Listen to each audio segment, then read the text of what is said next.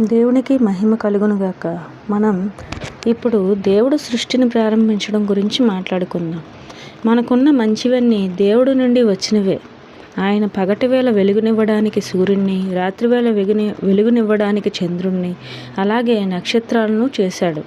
మనం నివసించేందుకు భూమిని సృష్టించాడు. అయితే సూర్యుడు, చంద్రుడు, నక్షత్రాలు, భూమి దేవుడు మొట్టమొదట చేసినవి కావు. ఆయన మొదట ఏమి చేశాడో తెలుసా? మొదట దేవుడు తనలాంటి వ్యక్తులను చేశాడు. మనం దేవుణ్ణి ఎలా చూడలేమో అలాగే ఆ వ్యక్తులను కూడా చూడలేము. బైబిల్లో వాళ్ళు దేవదూతలని పిలువబడుతున్నారు. దేవుడు ఆ దేవదూతలను తనతో పాటు పరలోకంలో జీవించడానికి చేశాడు. దేవుడు సృష్టించిన మొట్టమొదటి దూత చాలా ప్రత్యేకమైన వ్యక్తి. ఆయనే దేవుని మొదటి కుమారుడు. ఆయన తన తండ్రితో కలిసి పనిచేశాడు.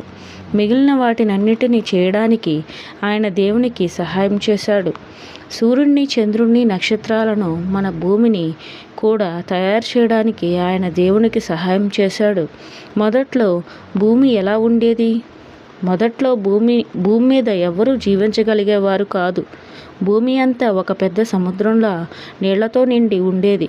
కానీ భూమి మీద ప్రజలు జీవించాలని దేవుడు కోరుకున్నాడు. అందుకే ఆయన భూమి మీద మనకు కావలసిన వాటిని సిద్ధం చేయడం ప్రారంభించాడు. ఆయన ఏమి చేశాడు? మొదట భూమికి వెలుగు అవసరమైంది కాబట్టి దేవుడు సూర్యుని నుండి వచ్చే వెలుగు భూమిపై ప్రకాశించేలా దేవుడు చేశాడు. రాత్రి పగలు ఏర్పడేలా చేశాడు.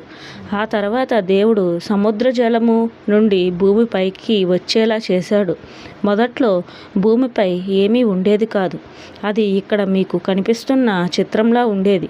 అప్పుడు భూమిపై పువ్వులు, చెట్లు, జంతువులు ఏమీ ఉండేవి కాదు. చివరకు సముద్రంలో చేపలు కూడా ఉండేవి కావు.